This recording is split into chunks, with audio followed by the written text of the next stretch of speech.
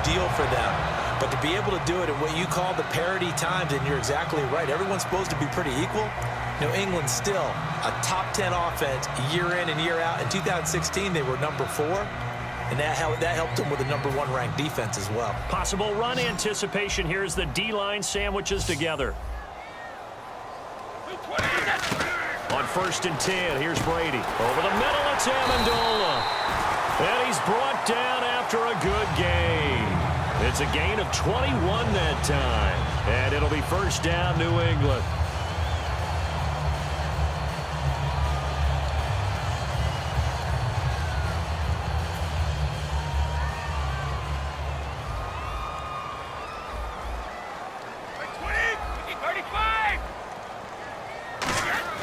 Now a play fake here on 1st down.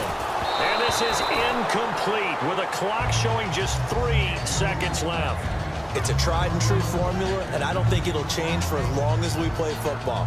If someone's trying to throw the ball and you can put pressure on them and make it tough, that's only going to help your defense. Yeah, he sensed being hurried. He got rid of it before taking the hit, but incomplete.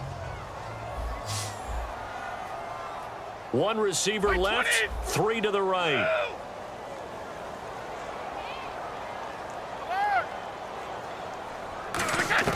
The final shot before half for Brady. Over the middle, that's caught by Hogan.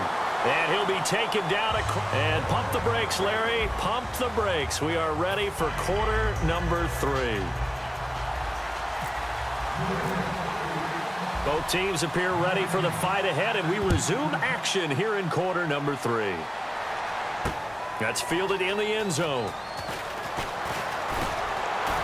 And he'll take this one near the 25, call it the 26-yard line. Atlanta now coming out on the field. They have the lead. Now they'll be looking to extend that lead.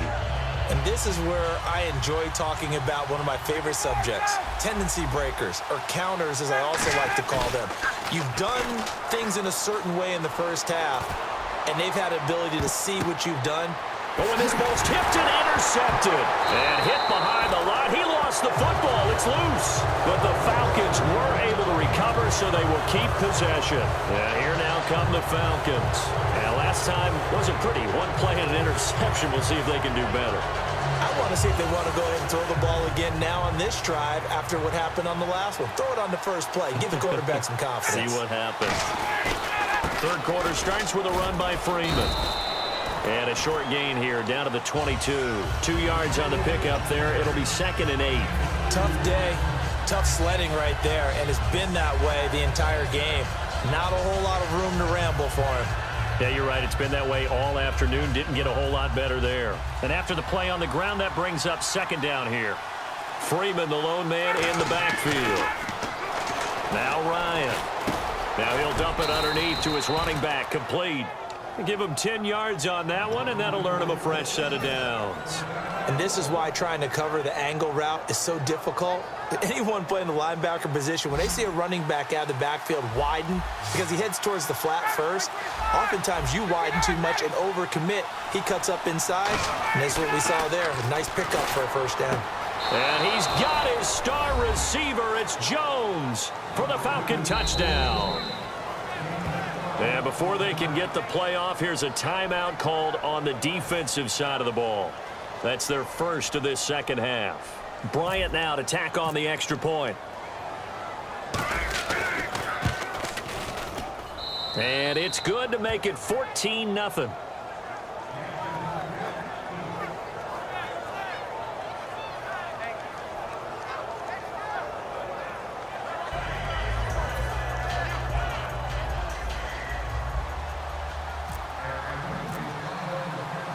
And after the touchdown, here's Bryant now to kick it away. And a fair catch signaled for and taken successfully. Now we take a glance at the offense as they work their way back out for their first possession of the second half. They're down in this game. A chance for the offense, though, to put something on the board, get some momentum here in half 2. Try and get things kick-started for them. And you know at the half, they discussed how they were going to get that done. This is where scripting comes into play a lot of the time. How many plays do you script coming out of the second? Most of the time in the first half, you're scripting 12 to 16. I think in the second half, you're really scripting more like 8 to 10, kind of a starter or an opener. Well, this is taken in. It's complete. A big play there for the Patriots.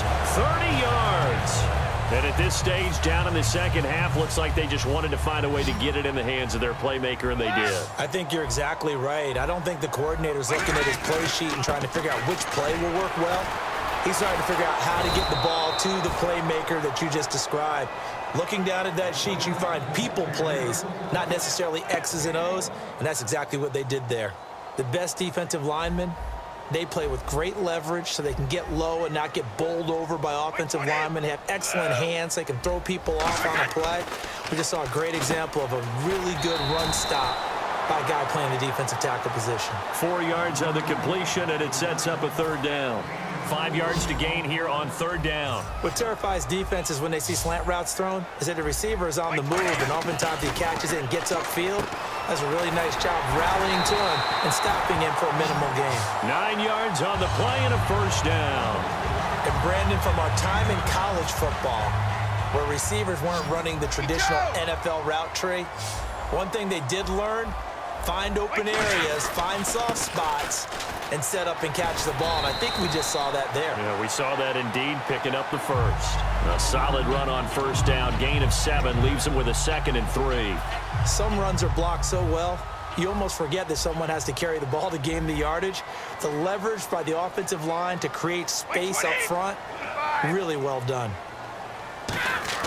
Brady to throw on second down. Quickly to Gronkowski. That's caught. And they'll bring him down at the 18-yard line. It's a pickup of 6 and good enough to move the chains. Ah, yes, Brady to Gronk. You think these two are in sync?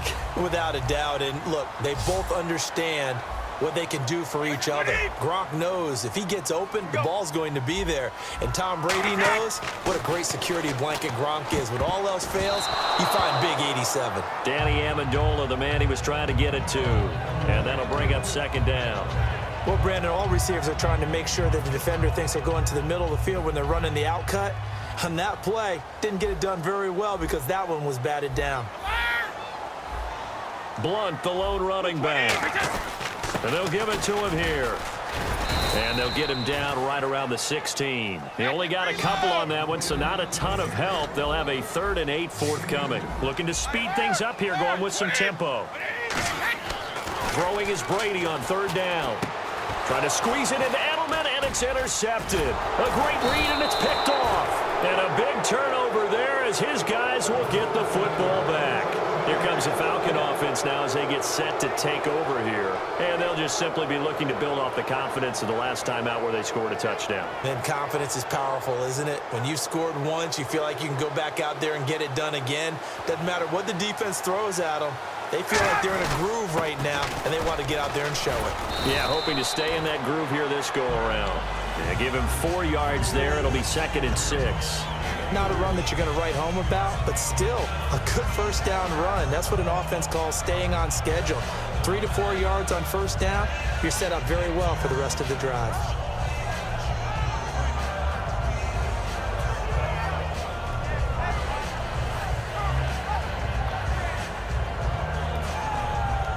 And they're 6 yards away from picking up the first here on second down.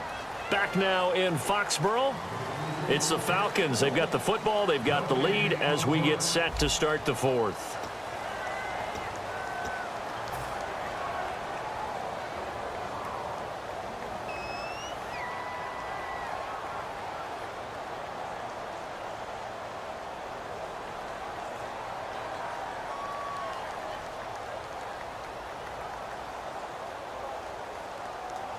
Second down to the offense in search of 6 yards.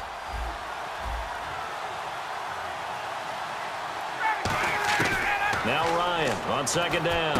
Sanu with a grab over the middle. And he'll get this up to the 34-yard line. Give him 12 yards on that one. It earns him a fresh set of downs. I think that's a big pickup for a first down because when you run a drag route against zone, you're sometimes asking for trouble because you might run into a defender. Yeah, well, there they ran into a first down. Executed it to perfection.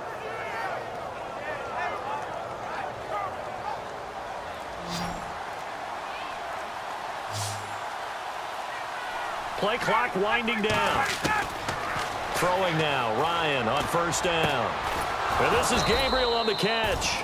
And able to get this one across the 45 before he's brought down. And a good quarterback facing zone coverage. If he has just a little bit of time to survey the scene, that's what's going to happen. No doubt about it. If there's no pressure, he's going to continue to pick them apart because he'll have all that time to find someone open downfield. You can only cover for so long. So maybe they want to go to a zone blitz scheme, get a little bit more pressure. Remember when Carolina did that against Denver? They lost the game ultimately. They dropped the defensive end out, and he ended up with an interception in that game in Super Bowl 50. Maybe some sort of scheme like that to try and get more pressure at the passer. The former first-round pick, Shea McClellan, in on the stop. The fourth quarter here, they've got the lead. They want to keep it on the ground. That's what they're doing. Smart football. Keep the clock grinding. Keep it going. But you got to figure now, they're going to see more people stacked up at the line of scrimmage as they try and bleed it out. See if they stay on the ground for second down. The play clock's running down. A fake to Freeman. Now it's Ryan. He's going to hit his man out of the backfield. Complete. And he'll go down shy of the 40 at the 41. Brandon, more and more offenses are going to the philosophy of using every inch of the field to try and spread things out. And when you're running back and catch the ball as well, that can only help your offense.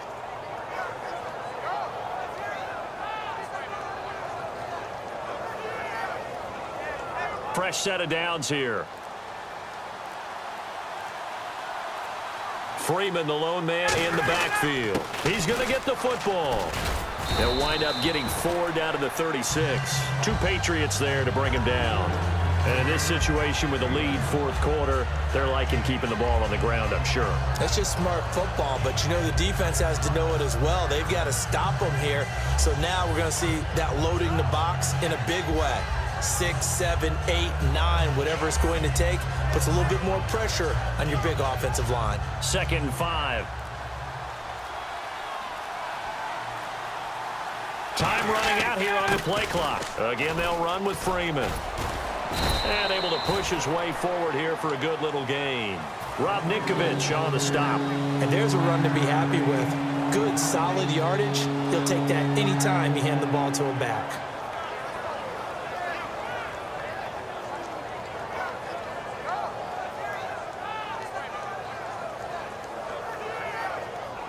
So it is 3rd down now, but less than a yard to go. Time for a break. We'll come back and see this one out after this.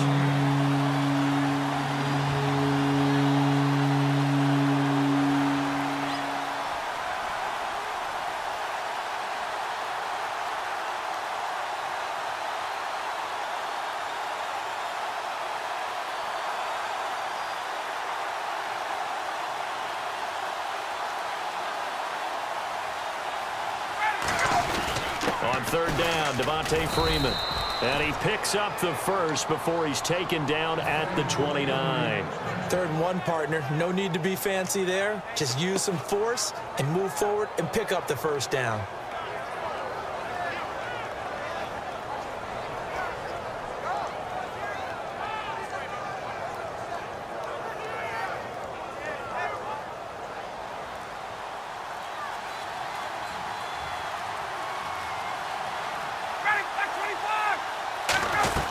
Now Freeman, he's been busy today.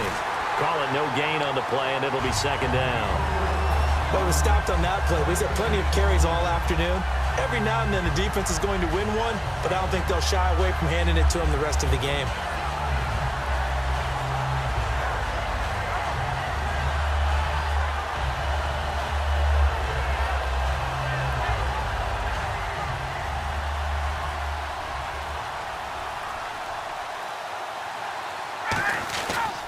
Now Ryan going to give it to Freeman. And he'll get this one down to about the 27. Just a couple there on the 2nd down run. Now they're staring at a 3rd and 8 situation. Well, I think we know by now that every run is not going to be broken and get all the way to the end zone. But these short ones still have their value. You can still set up your play action and throw the football. You control the clock because you have the ball and they don't. And often the physicality sets the tempo for the game. Out of the huddle now for play number 9 on this drive. This is 3rd down and 8. The storyline in this one, Charles, no doubt the number 0. Zilch, nada.